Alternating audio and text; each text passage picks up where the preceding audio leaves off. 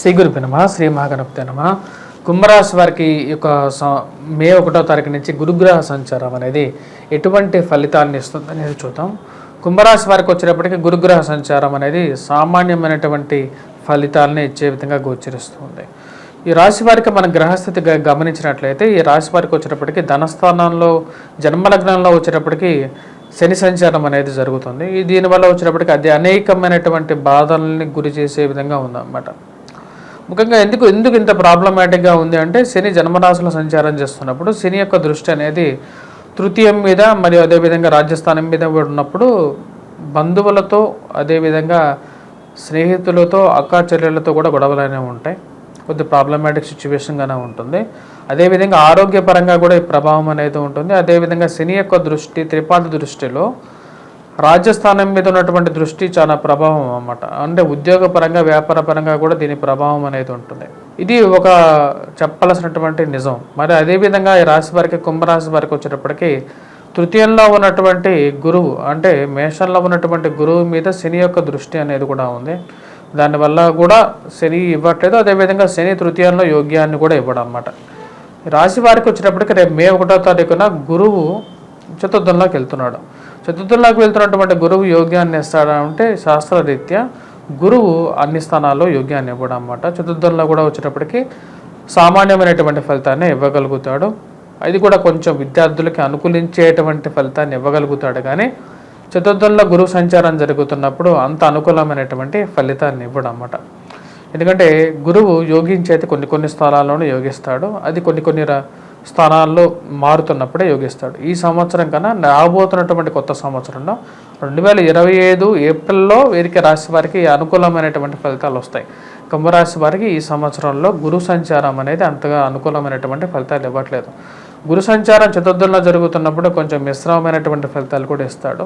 ముఖ్యంగా విద్యార్థుల మీద దీని ప్రభావం అనేది ఉంటుంది. కుంభరాశిలో ఉన్నటువంటి విద్యార్థులు కొద్దిగా కష్టపడి చదివితే కానీ ఉత్తీర్ణత కాలేనటువంటి పరిస్థితి అనేది ఏర్పడుతుంది. కొద్దిగా కాన్సన్ట్రేట్ చేసి చదవాలి. ఎందుకంటే ఈ రాశి వారికి 2025 మార్చికి వచ్చేటప్పటికి గురువుతో పాటు శని యొక్క మార్పు జరుగుతుంది అన్నమాట. శని జన్మరాశిలో నుంచి ధనస్థానంలోకి మారబోతున్నాడు. అంటే ఒక అడుగు వేయాలంటే శనికి వచ్చేటప్పటికి 2 సంవత్సరాలు 6 నెలల 12 రోజులు. అదేవిధంగా గురువుకి వచ్చేటప్పటికి సంవత్సరం రోజులు అన్నమాట. అంటే 1 ఇయర్ పాటు గురువు చతుర్థంలోనే ఉండబోతున్నాడు అన్నమాట. గురువు ఎప్పుడైతే చతుర్థంలోకి మారుతున్నాడో ముఖ్యంగా ఆరోగ్యపరంగా కూడా కొంచెం ప్రతికూలతలు అనేవి ఏర్పడుతూ ఉంటాయి. కొన్ని పనులకు ఎక్కువ టైం పట్టే విధంగా ఉంటుంది. అప్పులు చేయాలి అని చెప్పి ఆలోచన అనేది రావడానికి కారకంగా మారుతూ ఉంటుంది. అధికమైనటువంటి ఇన్వెస్ట్మెంట్స్కి దూరంగా ఉండాలి ఈ రాశివారు. వివాహ ప్రయత్న సంబంధితమైన విషయాల గురించి కొద్దిగా ఎక్కువగా ప్రయత్నం చేస్తే కానీ ముడిపడినటువంటి పరిస్థితులు ఏర్పడుతూ ఉంటాయి ఈ రాశి వారికి. అదేవిధంగా ఈ రాశి వారు వచ్చేటప్పటికి ముఖ్యంగా ఎక్కువగా కష్టపడి చదవాల్సినటువంటి ముఖ్యమైనటువంటి సూచన. పోటీ పరీక్షల కోసం ప్రిపేర్ అవుతున్నటువంటి వారు మటుకు కొద్దిగా ఎక్కువగా కాన్సన్ట్రేట్ చేయాలి. గ్రూప్స్ సివిల్స్ కోసం ప్రిపేర్ అవుతున్నటువంటి వారు ఎక్కువగా కష్టపడి చదవాల్సినటువంటి ముఖ్యమైనటువంటి సూచన. విద్యార్థులతో పాటు వ్యాపారస్తులతో కూడా దీని మీద ప్రభావం అనేది ఉంటుంది. ఎందుకంటే శని యొక్క ప్రభావం అనేది రాజ్యస్థానం మీద ఉన్నది కాబట్టి దాని యొక్క ప్రభావ రీత్యా ఈ రాశి వారికి అనుకూలమైనటువంటి ఫలితాలుగా గోచరించట్లేదు. ముఖ్యంగా వ్యాపారాల్లో అంత సానుకూలంగా నడిచేటట్లుగా గోచరించట్లేదు. ముఖ్యంగా ఎందుకంటే ఈ రాశి వారికి వచ్చేటప్పటికి రాజ్యస్థానంలో ఉన్నటువంటి శని యొక్క దృష్టి అనేది కొద్దిగా ప్రభావితం చేసే విధంగా ఉంది.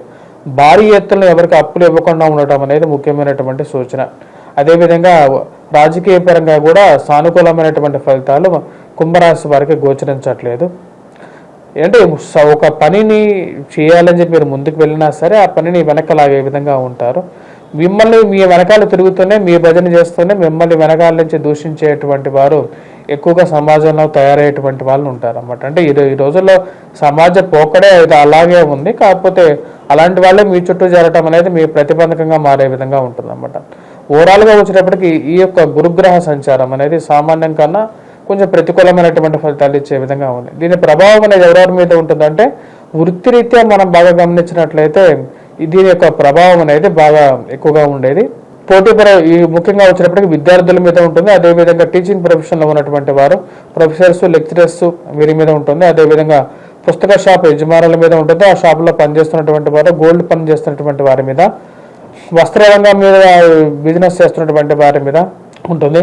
ఫైనాన్షియల్ ట్రాన్సాక్షన్స్, రొటేషన్స్, స్పెక్యులేషన్స్ అంటే స్టాక్ మార్కెట్లో ఇన్వెస్ట్మెంట్ చేసేటువంటి వారి మీద కూడా ప్రభావం అనేది కొద్దిగా ఎక్కువగానే ఉంటుంది. మరి అదేవిధంగా ఈ రాశిలో ఉన్నటువంటి వారు హౌసింగ్ కన్స్ట్రక్షన్ చేస్తున్నటువంటి వారి మీద కూడా ఈ యొక్క ప్రభావం అనేది ఉంటుంది. కాబట్టి తగు జాగ్రత్తలు అనేవి తీసుకుంటూ ముందుకు వెళ్ళాలి. అదేవిధంగా హౌసింగ్ కన్స్ట్రక్షన్లో ల్యాండ్ రిలేటెడ్ ఇన్వెస్ట్మెంట్స్ చేసేటువంటి వారి మీద కూడా కొంచెం ఎక్కువగా ఉంటుంది. తగు జాగ్రత్తలు తీసుకోండి. అదేవిధంగా చెప్పాలంటే ఈ రాశిలో ఉన్నటువంటి వారు పుస్తక రంగ, ముద్రణ, ప్రింట్ అండ్ ఎలక్ట్రానికల్ మీడియా రంగాల్లో పనిచేస్తున్నటువంటి వారి మీద కూడా ఈ యొక్క ప్రభావం అనేది ఉంటుంది. స్కూల్ మేనేజ్మెంట్స్ మీద కూడా ఎక్కువ ప్రభావం అనేది ఎక్కువగా ఉంటుంది అన్నమాట. అంటే మిశ్రమమైనటువంటి ఫలితాలు కానీ గోచరిస్తూ ఉన్నాయి. అదేవిధంగా ఈ రాశిలో ఉన్నటువంటి వారు ముఖ్యంగా వచ్చేటప్పటికి తీసుకోవలసినటువంటి నిర్ణయాల్లో ముఖ్యమైనటువంటి నిర్ణయం వచ్చేటప్పటికి అధికమైనటువంటి ఖర్చును తగ్గించుకోవలసినటువంటి నిర్ణయాన్ని తీసుకోవలసినటువంటి ముఖ్యమైనటువంటి సూచనగా చెప్పడం జరుగుతుంది. ఈ రాశి వారికి వచ్చేటప్పటికి ముఖ్యంగా సానుకూలమైనటువంటి ఫలితాలు పొందడానికి కోసం వీరు ముఖ్యంగా చేయాల్సినటువంటి గురుగ్రహ జపం చేసుకోవాలి. అదేవిధంగా దక్షిణామూర్తిని శ్లోకాన్ని పఠించడం, అదేవిధంగా గురువారం పూట లైట్ ఎల్లో కలర్ డ్రెస్ అనేది బాగా ఫేవరబుల్గా ఉంటుంది. భారీ ఇన్వెస్ట్మెంట్స్తో పాటు ఎవరైతే ముఖ్యంగా వ్యాపార పరంగా వచ్చేటప్పటికి ఈ యొక్క షాప్స్లో పనిచేస్తున్నటువంటి వారు, గోల్డ్ షాప్లో పనిచేస్తున్నటువంటి వారు, కాఫీ టీ హోటల్లో పనిచేస్తున్నటువంటి వారికి కూడా సామాన్యమైనటువంటి ఫలితాలుగానే చెప్పచ్చు. ఇక రాశివారు ముఖ్యంగా చేసుకోవటువంటి ఫలితాల్లో దత్తాత్రేయ స్వామిని ఎక్కువగా పూజిస్తే సానుకూలమైనటువంటి ఫలితాలు పొందగలుగుతారు. ఇప్పటిదాకా మీరు గురుగ్రహ సంచారం అనేది ఎలా ఉండబోతుంది అని చెప్పాను. గురుగ్రహ సంచారం అనేది ప్రతి రాశి మీద కూడా దాని యొక్క ప్రభావం అనేది ఒక సంవత్సరం పాటు ప్రభావం అనేది చూపిస్తుంది అన్నమాట. అసలు గురుగ్రహ సంచారం అంటే ఏంటంటే, గురువు ఎప్పుడైతే ఒక రాశి మారుతాడో అంటే 12 రాశుల్లో ఒక్కొక్క సంవత్సరం పాటు గురుగ్రహ సంచారం జరుగుతూ ఉంటుంది. ఎప్పుడైతే గురుగ్రహ సంచారం జరుగుతుందో అప్పటి నుంచి మనకు గురువు పుష్కరణి, అందుకంటే గురువు ఒక నదిలోకి, అంటే మనకు 12 జీవనదుల్లో ఒక్కొక్క నదిలోకి గురువు ఆ యొక్క నక్షత్రంలో మారినప్పుడు, అంటే ఆ రాశిలోకి మారినప్పుడు మనకు పుష్కరాలు రావటం అనేది జరుగుతుంది. శుభ పుష్కరణ స్థానంలోకి వెళ్తాడనమాట. అంటే మనకు ముహూర్త బలంలో కూడా చెప్తాం అన్నమాట. ఏంటంటే గురువు శుభ పుష్కరణలో ఉన్నప్పుడు దాని యొక్క బలం రీత్యానే మన ముహూర్తం పెట్టడం అనేది జరుగుతుంటుంది అన్నమాట. అదేవిధంగా మన జాతక రీత్యా కూడా, అంటే గోచార రీత్యా, జాతక రీత్యా కూడా గురువు యొక్క స్థానం అనేది వేరే విధంగా ఉంటుంది. అంటే జాతకంలో వచ్చినప్పటికీ గురువు కొన్ని స్థానాల్లో, కేంద్ర స్థానాల్లో అనుకూలమైనటువంటి ఫలితాలు ఎక్కువగా ఇస్తూ ఉంటాడు. కానీ గోచారాల్లో వేరే విధంగా ఉంటుంది అన్నమాట. నేను ఇప్పుడు దాకా మీకు దాని గురించి ఎక్స్ప్లెయిన్ చేశాను. కొన్ని రాశులకి ఇది చాలా అనుకూలమైనటువంటి ఫలితాలు కూడా ఇస్తుంది, కొన్ని రాశులకి ప్రతికూలమైనటువంటి ఫలితాలు కూడా ఇస్తుంది అన్నమాట. గురువు ఎక్కడే అనుకూలమైనటువంటి ఫలితాలు ఇవ్వగలడా అంటే వేరే గ్రహాలతో కూడా అనుకూలత అనేది కూడా దాని యొక్క ప్రభావం అనేది ఉంటుంది అన్నమాట. దాని గురించి నేను ఓవరాల్గా చెప్పడం జరిగింది. మీరు ఇంకా క్లియర్గా మీరు తెలుసుకోవాలి అంటే నా యొక్క వెబ్సైట్లో కూడా ఉంటుంది, vangarvari.com అని ఉంటుంది.